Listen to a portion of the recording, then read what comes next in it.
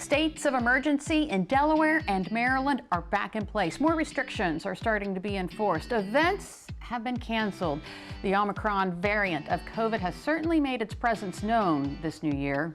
And while all of us are trying to wrap our heads around what's coming next, healthcare workers on Delmarva continue to plead with you to protect yourself and others. We'd like to introduce you to Dr. James Trumble. He is the Vice President of Clinical Integration at TidalHealth. Doctor, how are you? Very good, Jimmy. Thanks for having me on. You betcha. Thanks for talking to us today. So it seems like we're talking about this every week, but the situation is, well, it's severe. Hospitals are maxing out. Staff, they're maxing out. Can you update us on where we are right now as far as COVID and Omicron? And Sure. Actually, we've obviously been talking a lot about this throughout TidalHealth. But in Maryland, the 7-day average is about 14,000 cases. By comparison, if you go back to 2021, we were receiving averages closer to about 2,000 a week. So that's about a 7-fold increase in cases. Fortunately, what we're seeing as far as, critical cases in the hospital or even worse, deaths, have not increased quite so much. We're seeing about a 1.5 to 2 times or 2-fold increase in those cases coming into the hospital, but still a significant impact. And certainly as this is drawn on, it's really taking its toll on our staff, and something we're very cognizant of. And as you probably have heard in other places in Maryland, there are hospitals that are so stretched out, they've really gone into this crisis mode or disaster mode. We haven't really had to do that here at TidalHealth as yet, and we certainly hope we don't have to. We've certainly had to cut back a little bit on surgeries, but still keeping the doors open for those critical patients that are coming through with trauma and heart disease, strokes, things of that nature. So are you seeing serious cases among people who are vaccinated with Omicron? There's some cases who are vaccinated, but by and large, those are patients who have either they're immune suppressed, they have cancer and they're on chemotherapy, or they have profound diabetes. So things that are causing them to not form a good immune response to the vaccine. But by and large, the vast majority are unvaccinated patients. There's a few of those who have not gotten their booster, which, then what's happened is their immunity has waned over since they got their initial vaccination many months back. But yeah, by and large, the vast majority are unvaccinated entirely. so we've been talking about vaccination for quite some time now. Do you feel like we're kind of transitioning over to talking more about the booster and putting more emphasis on that? Yeah, actually, I think there's 2 aspects there. I think the booster is critically important with Omicron. I without a doubt, we've seen this time and time again.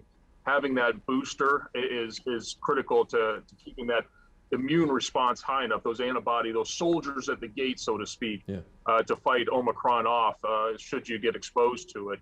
I think there's also hope for the new medications that are coming out from Pfizer and from Merck. Still, obviously, early in production, but we have high hopes for them as well.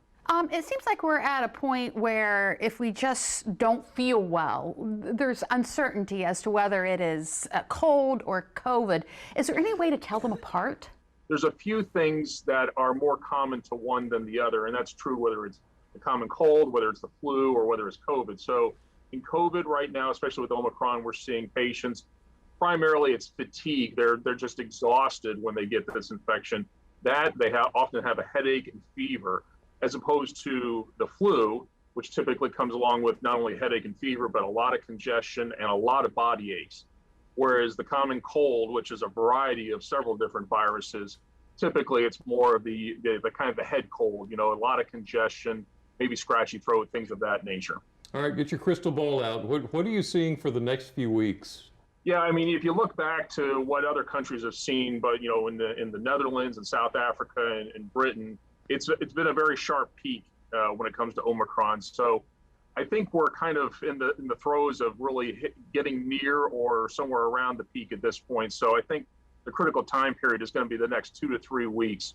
That's where I think we're going to see really a lot of these cases that are going to come to fruition, especially we're right now hitting 2 weeks after after Christmas. I think we'll see probably a little bit from New Year's as well, but it sounds like people were a little bit more cautious in the area, fortunately, and we do appreciate that. But I think that's where we're going to see the lion's share of these cases, and if we can get past that point, I think we'll start seeing it taper off based on that data. Okay, and until that point, and probably beyond, vaccines, of course, boosters, do we still need to social distance, be washing our hands, wearing masks, all those things still in play? Absolutely. Yes, and I would even go so far as to say, we've always used the 6 feet and 10 to 15 minutes of exposure, but with as contagious as Omicron is, you need to try to really keep that separation.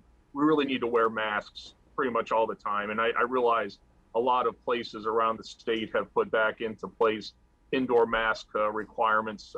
We haven't really gotten to that point here yet. Outside of the hospital, obviously, inside the hospital we do. But I would really encourage people to do that. This is going to be a hard one to keep out there, but it's because it is so contagious. But those are the efforts that we need to put forward, especially thinking about those patients who are unvaccinated or who have chronic diseases. A lot to take in. Yeah. Just be cautious. Dr. James Trumble with TidalHealth, thank you so much. Good information. Thank you very much.